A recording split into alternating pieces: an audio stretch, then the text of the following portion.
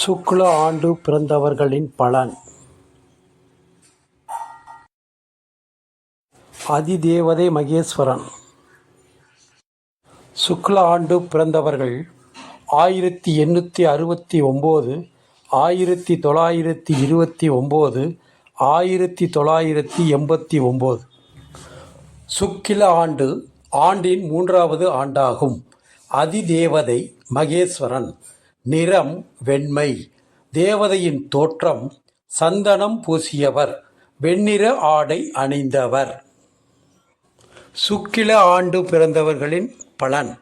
மகிழ்ச்சியும் தாராள மனமும் நன்மனைவி மக்களும் நிறைந்த செல்வமும் எல்லா பாக்கியங்களும் சிறந்த கல்வியும் அறிவும் பணிவும் வாய்க்கப் பெற்றவன். வணக்கம்.